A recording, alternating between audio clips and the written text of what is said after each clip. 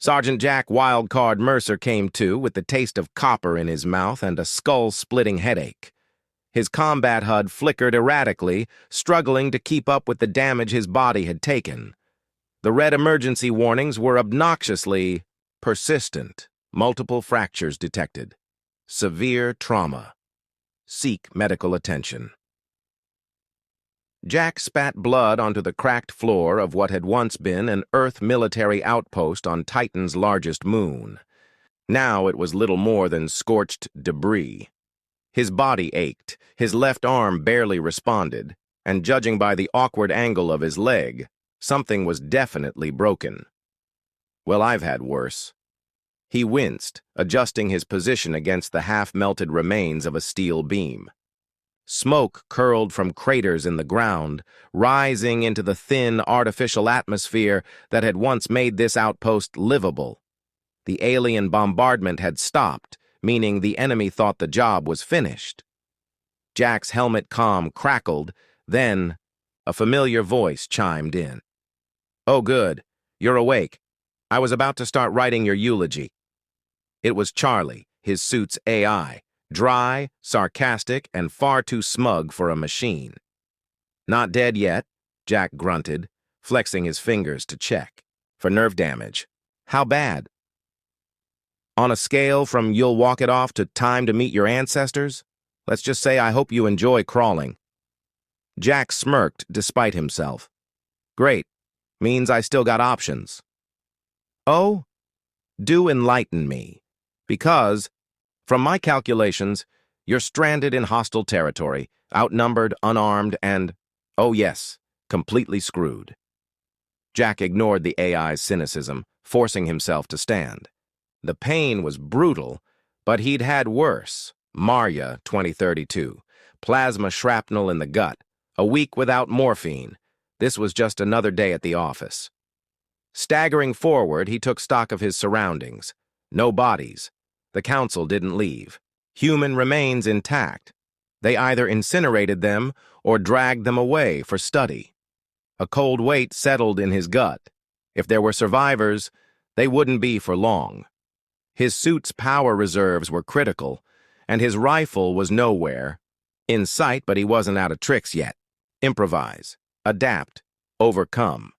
Humanity's favorite pastime.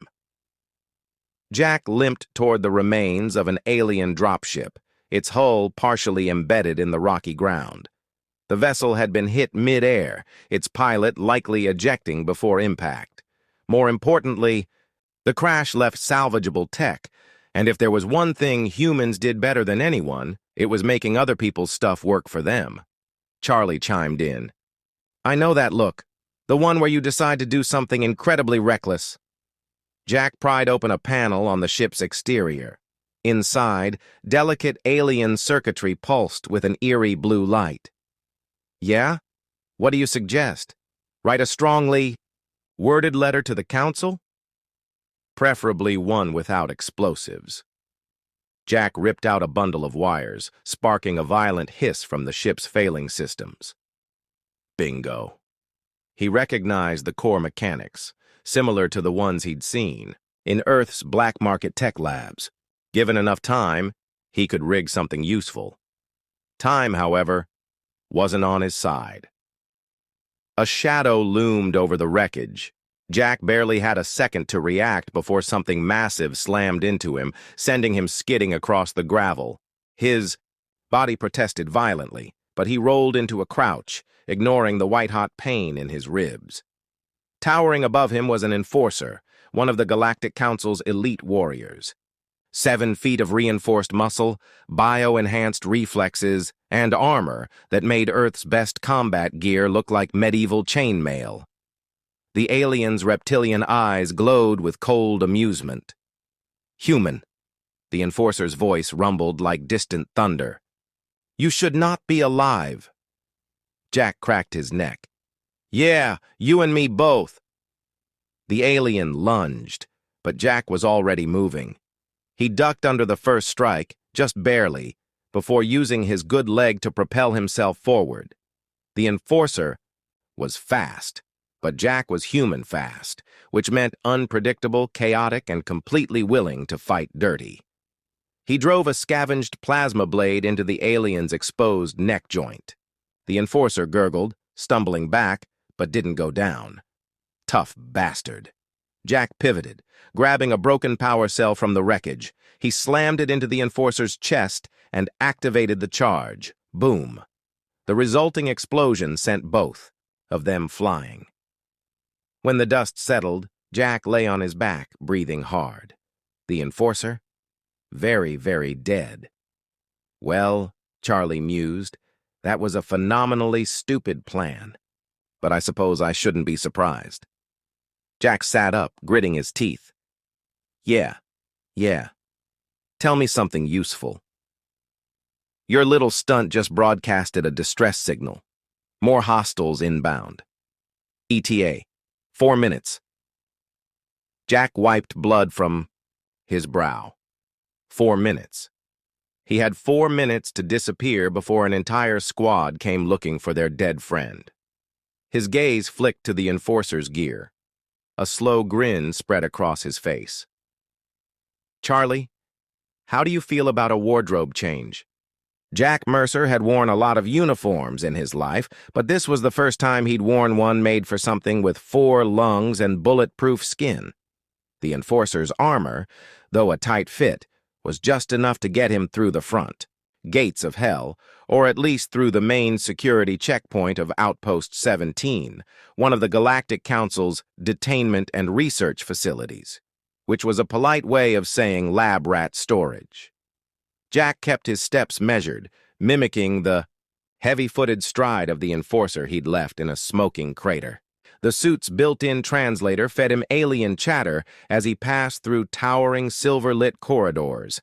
He wasn't fluent, but he caught the gist. Containment breach on Deck 5. Subject 42 exhibiting increased resistance to sedatives. Command wants the prisoners moved. Human adaptability is proving problematic. Jack grinned under his stolen helmet. Yeah, we're good at that. The mission was simple. Get in, grab whoever was left, get the hell out. Simple never meant easy. The resistance fighters. Jack found the holding cells without issue. 2 guards loomed in front of the reinforced doors, their elongated amphibious forms twitching at his approach. Their species, Viridians, were scientists first, enforcers. Second, weak spines, worse reflexes. Orders. Jack grunted in their language, doing his best impression of an overworked enforcer. The guards hesitated. One tapped at a hollow screen. We weren't informed of personnel changes. Jack shot them both. The suppressed rounds barely made a sound, and the Viridians crumpled before they could raise an alarm. Nothing personal. He palmed their security key, swiped it across the panel, and the cell doors hissed open. The first thing he noticed was the smell. Sterile air laced with sweat, blood, and something acrid. The second thing? 3 pairs of eyes staring back at him. Captain Elena Ramirez, the leader. The woman closest to the door had the look of someone who'd been fighting since the day she could walk. Short-cropped, dark hair, a face lined with old scars, and a posture that screamed Marine Corps. Even in ragged clothes, she carried herself like an officer. That's a new look, she said, eyeing his stolen armor. Jack popped the helmet off. Figured I'd try something different. You Captain Ramirez? She didn't answer right away, just gave him a long, measuring look before nodding. He passed whatever silent test she'd just run. About damn time someone showed up, she muttered. We need to move. Dr. Ravi Patel, the problem solver. The second prisoner was a lanky man with a wild mane of dark hair and eyes that flickered with manic energy. He had the gaunt look of someone who hadn't slept in weeks, but was too busy thinking to care. You're human, he breathed, pushing up his glasses. which means we're not dead yet. Statistically, our odds just improved by, at least, "Hey, Doc," Jack cut in. "Can you fight?" Patel blinked. "Well, I built a directed energy weapon out of cafeteria utensils once, so—" Jack tossed him a stolen sidearm. "Great. Shoot anything not on our team." Patel fumbled the pistol, but caught it. "I can work with that." Lit. Samira Sam Collins. The wild card. The third prisoner was lounging against the far wall, watching with amused detachment. "You guys took your sweet time?" she drawled. She was younger than the others, mid-20s at most, with grease-stained fingers and the kind of cocky grin only pilots could pull off. Her dark blonde hair was tied back in a messy ponytail, and despite weeks of captivity, she didn't look the least bit concerned. Jack narrowed his eyes. "And you are?" "Sam Collins." "Best damn pilot in the Resistance," she said, stretching like she'd just woken up from a nap. "If you've got a ship, I can fly it." Ramirez rolled her eyes. "She's insufferable, but she's not lying." Jack exhaled. A leader, a scientist, a wild card. Not exactly an army, but beggars couldn't be choosers. "All right," he said. "Let's get the hell out of here." The escape plan. Making it up. As they go, the facility wasn't built to contain escapees. The council never expected prisoners to fight back, let alone take control of their own extraction. That was their first mistake. Jack led the way, his stolen armor letting them slip past initial patrols. They ducked into a weapons locker, gearing, up with whatever they could carry. Ramirez grabbed a plasma rifle with the ease of a veteran. Patel pocketed a handful of alien power cells, muttering calculations under his breath. Sam found a pilot's jacket. Priorities. Then the alarms went off. Damn. Jack pulled a stolen rifle off his back. "All right, new plan. Shoot anything that moves, get to the hangar, steal the biggest ship we can find." Ramirez smirked. "Now that's a plan I can get behind." The hallways exploded into action. Guards swarmed from both ends, shouting in half, a dozen alien tongues. Jack took point, weaving between cover, firing off precision shots. Ramirez was right behind him, her rifle glowing hot as she laid down suppression fire. Patel, somehow, managed to rig a stolen power cell into an improvised grenade, sending 2 guards flying. And Sam? Sam tackled an alien to the ground and stole its keycard mid-roll. Reckless, but effective. By the time they reached the hangar, they were down to half ammo, 3 working rifles, and a rapidly depleting supply of luck. The bad news? The entire damn base was mobilizing. The good news? Sam grinned and pointed. "That's our ride." Jack followed her gaze and felt his stomach drop. Because parked in the center of the hangar, still powered and prepped for departure, was a council gunship. Big, heavily armed, completely off-limits to human hands. Jack exhaled. "You can fly that thing?" Sam cracked her knuckles. "Watch me." Jack turned to Ramirez. "Ever hijack an alien warship before?" Ramirez cocked her rifle. "First time for everything." Jack grinned. "All right, let's steal the biggest, meanest ship in the galaxy." Sam Collins had flown some questionable ships before, rusted-out smugglers' freighters, barely functional resistance shuttles, even an old Martian transport that actively caught fire mid-flight. But this was next level. The Stolen Council. Gunship was a beast, a sleek predator of a vessel, its silver hull bristling with advanced weaponry. The pilot's interface was pure alien tech, all fluidic controls, biofeedback loops, and zero human logic. It should have been impossible to fly. Which was why Sam grinned like a lunatic as she jammed the throttle forward. The ship screamed, to life, engines roaring as it shot out of the hangar at breakneck speed. Behind them, half the base exploded. "Sam!" Jack bellowed from the co-pilot's seat, gripping the armrests like they might save him. "What the hell did you just do?" Sam tilted her head. "I may have triggered the gunship's self-defense mode." "You what?" "Look, it's not my fault their ships assume unauthorized takeoff means annihilate everything nearby."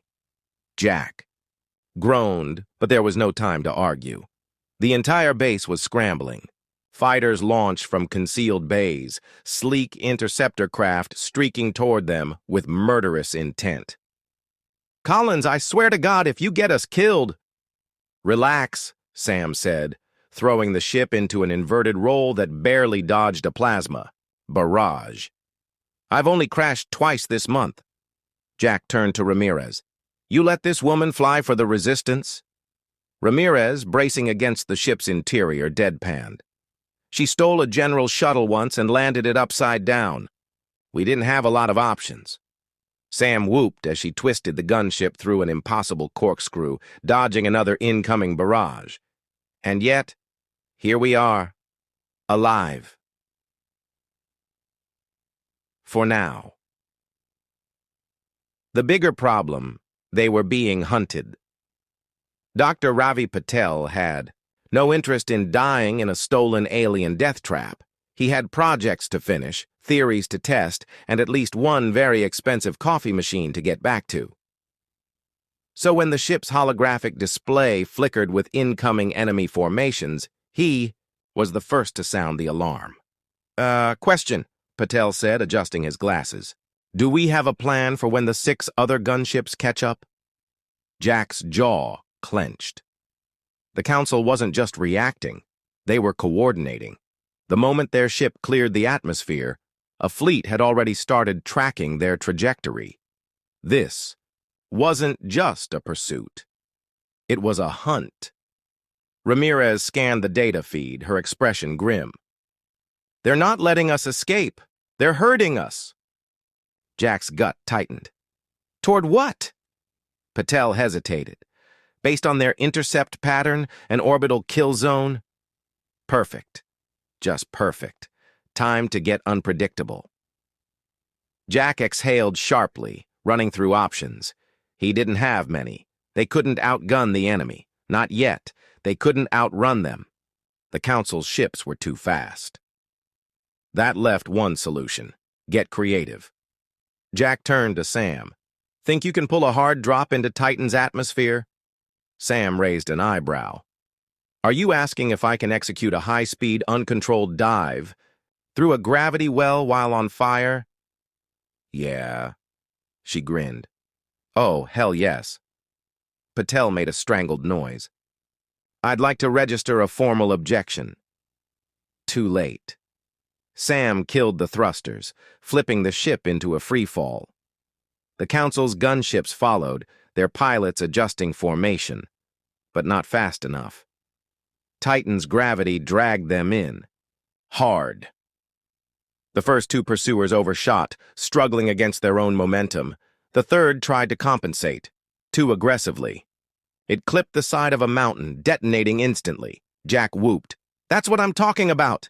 Sam, sweating, gritted her teeth as the gunship tore through the atmosphere, the hull glowing red-hot. "Ramirez!" Jack barked. "We need a place to land." The captain scanned the terrain. "There! Abandoned mining outpost. We can regroup." "Collins, take us in." Sam didn't need to be told twice. Welcome to the jungle. The landing was, predictably, violent. The ship skidded across rocky terrain, kicking up fire and debris before slamming into a dry riverbed. Everyone survived. Somehow. Jack was the first to unbuckle, groaning as he climbed out. "You ever try a landing that doesn't involve crashing?" Sam stretched, unconcerned. "I could, but where's the fun in that?" Patel, pale, kissed the ground. "Never again. Never, ever again." Ramirez scanned the horizon. "We don't have long. The Council's not stupid. They'll send ground forces." Jack nodded, already moving. "Then let's get ready." The first skirmish. They had 2 hours before the first dropships arrived. Jack used every second. They weren't just going to survive. They were going to fight back. They rigged booby traps, hacked abandoned mining drones, repurposed explosive fuel cells into makeshift IEDs. By the time the Council's troops landed, the team was ready. The first patrol barely made it 10 steps before the traps detonated, sending shrapnel through the air. The second wave met Ramirez's sniper rounds before they even touched the ground.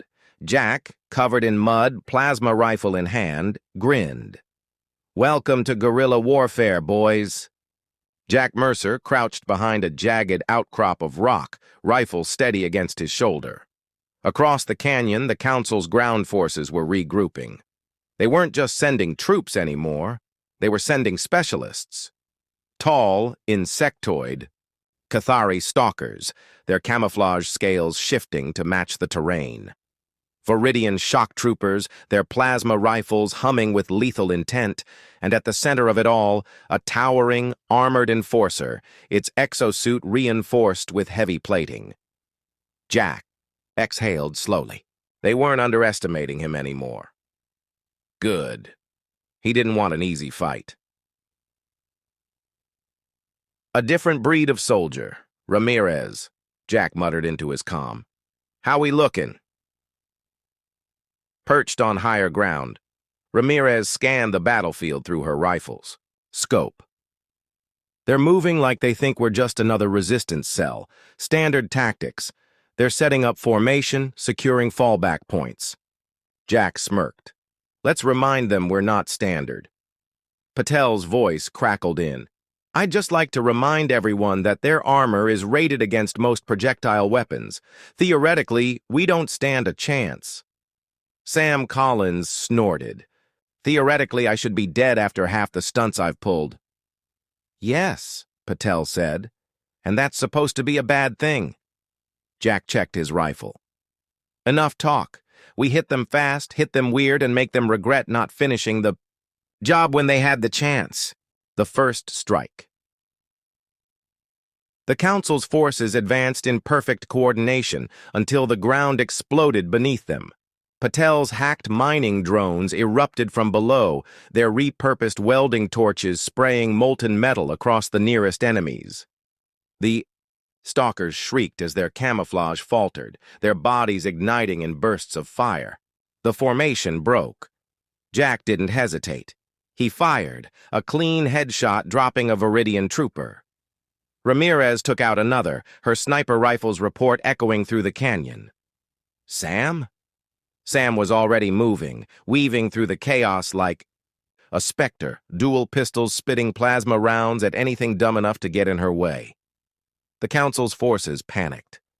They had technology, discipline, superior numbers. But Jack's team had ingenuity. The moment everything went wrong.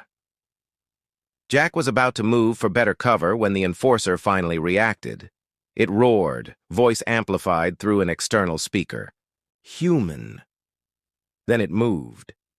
Faster than something that big should be able to. It crashed through the battlefield, ignoring bullets and plasma alike, its armored fists pulverizing a rock outcrop like it was glass. Jack barely had time to roll aside before a massive boot crushed the spot where he'd been standing. "Okay," Jack grunted.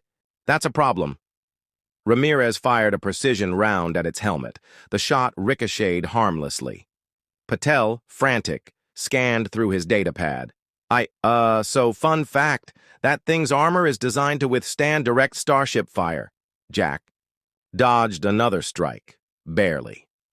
"So what, we just annoy it to death?" Patel hesitated. Then his eyes widened. "Actually, yes." Jack ducked behind cover as Patel started typing furiously. "Okay, so their armor is heat-resistant but not designed for constant internal stress. If we overload its exosuit's cooling system, it cooks itself from the inside," Ramirez finished, already moving. Jack grinned. "Now we're talking." Turning the tide. Patel worked fast, overriding the Enforcer's suit diagnostics, forcing it into a constant overclock. The Enforcer staggered. Its armor, once an impenetrable fortress, began to glow with internal heat. It roared again, this time in agony. Jack didn't give it time to recover. He sprinted forward, plasma grenade in hand, and jammed it directly into the Enforcer's exposed shoulder joint. The explosion tore the armor apart.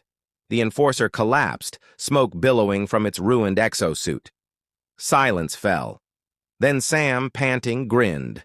"Well, that was fun," Jack chuckled. Define fun. The Council's final gambit.